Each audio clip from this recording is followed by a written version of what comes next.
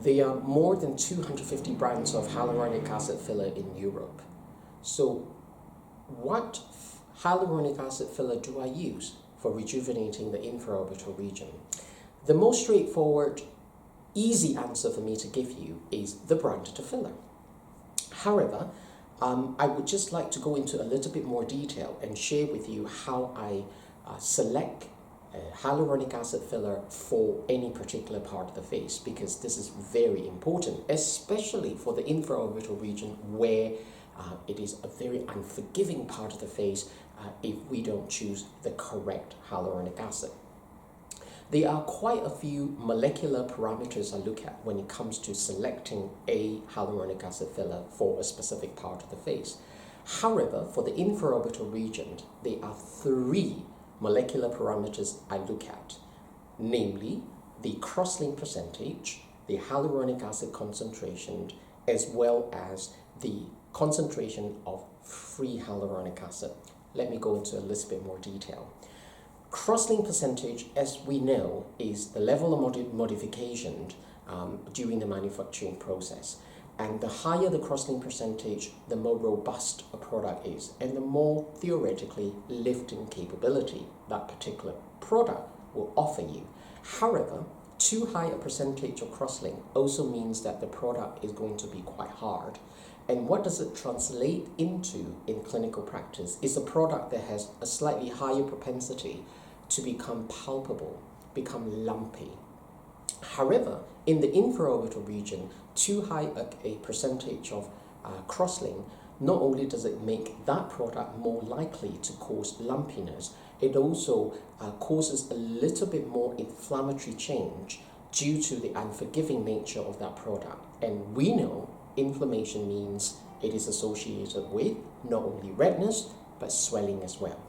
The second parameter I look at is the hyaluronic acid concentration, and this should be a little bit more straightforward because hyaluronic acid is essentially hydrophilic. So too high a concentration of hyaluronic acid within that syringe means there is a slightly increased risk of this filler attracting more water than you would like to.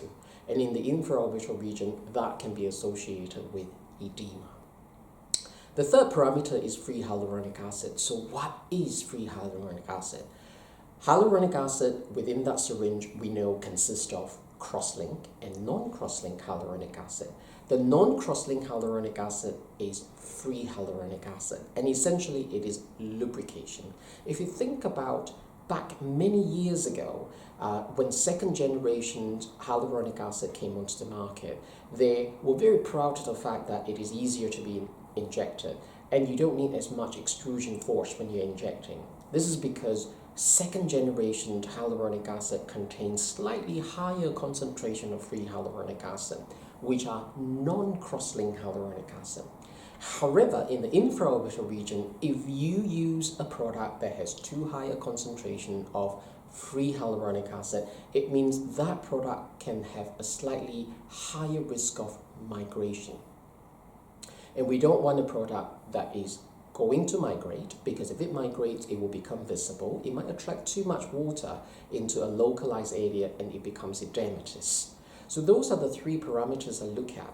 Now, going to the most important part of this video is what filler I use in the infraorbital region. I use Teoxan's Redensity 32. Now, this is, even to date, the only hyaluronic acid filler that's been specifically formulated, taking into consideration the delicate tissues in the infraorbital region in mind.